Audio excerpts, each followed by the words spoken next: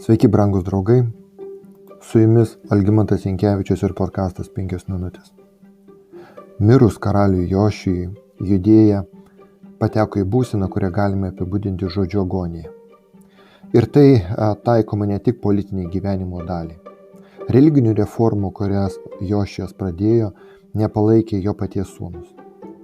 Eljakimas ir Jehoazas labiau rūpinosi tarpusavio nesantaiką nei religiniam reformam. Jehoazas buvo populiaresnis tarp žmonių, nes jis priešinosi Egipto valdžiai, o Eljakimas, kuris į istoriją beįeis kaip karalius Jehojakimas, priešingai pasisakė už suartėjimą su galingu pietų kaimynu. Jie niekaip negalėjo suprasti, kad Judėjos saugumas priklauso ne nuo teisingo politinio aljanso, bet nuo visos tautos ir visų pirma karaliaus kreipimosi į viešpatį ir paklusnumo viešpačiui. Judėjos istorijoje yra tiek daug pavyzdžių, kad kai ištikimybės Dievui dėka net pats baisiausias, galingiausias priešas, gėdinamasis atsitraukė nuo Jeruzalės sienų, nepadarydamas jai jokios žalos. Žmonės paėmė, padarė karaliumi vidurinį Jošijo sūnų Jehoazą, bet jis sostė išbuvo tik 3 mėnesius. Faraonas nekojas, grįždamas, jį paima ir nušalina, todėl jo vietoje paskyrė vyresnį brolį Eljakimą. Beje, jis ir pastatydamas Eljakimą į sostą pakeitė jo vardą į Jehojakimą, kaip mes ir toliau randame istorijoje. Kai patvirtina pastoro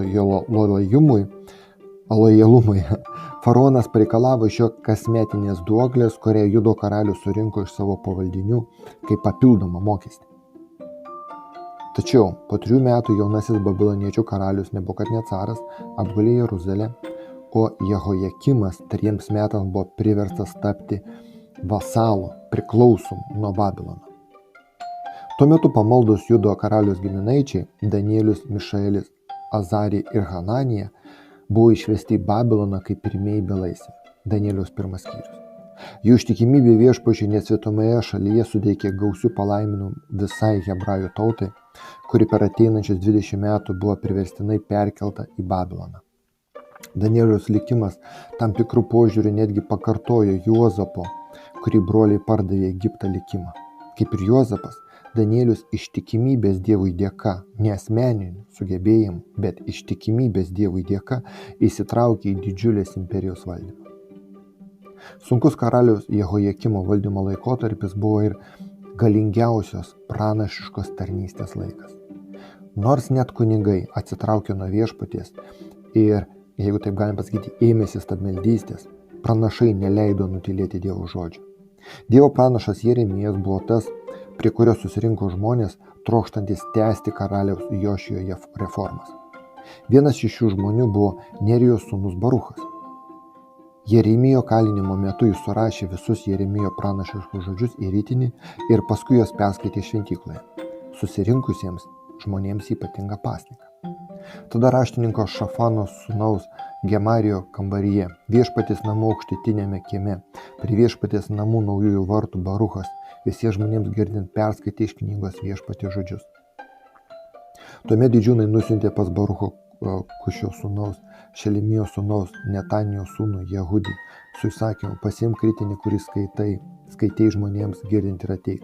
Nerijos sūnus Baruchas atėjo pas juos su ritiniu rankoje, prašom sėstis. Jie tarė jam ir perskaityti, ir Baruchas jiems perskaitė, išgirdę visus žodžius, jie ėmė nuogąstauti ir sakyti vienas kitam, mes tikrai privalome visą tai pranešti karaliui. Jeremijo 36 skyrius. Ir jei žmonių širdis sušvelnėjo, tai 29 metų karaliaus Jehojakimo širdis nesuminkštėjo. Jis nepaisydamas savo tarnautojų, savo pareigūnų prašymų, sudegino ritinį. O vis dėlto šio ritinio tikslą nustatė viešpats. Gal Judo namai išgirdė apie visas nelaimės, kurias, manau, jiems padaryti, gręšęs visi iki vieno iš savo nedoro kelio, idant galėčiau atleisti jų nedorumą ir nuodėmę. Tai mes randame Jeremijo knygoje. Brangus draugai, tuo pačiu metu, kai visą tai dėjusi Jeruzalėje, tuo pačiu metu 100 kilometrų nuo Jeruzalės Babilono karalius sapne gavo dievišką apreiškimą, apie kurį, jei Dievas leis, pakalbėsime rytoj. Su jumis buvo 5 minutės ir Algimantas Jankevičius.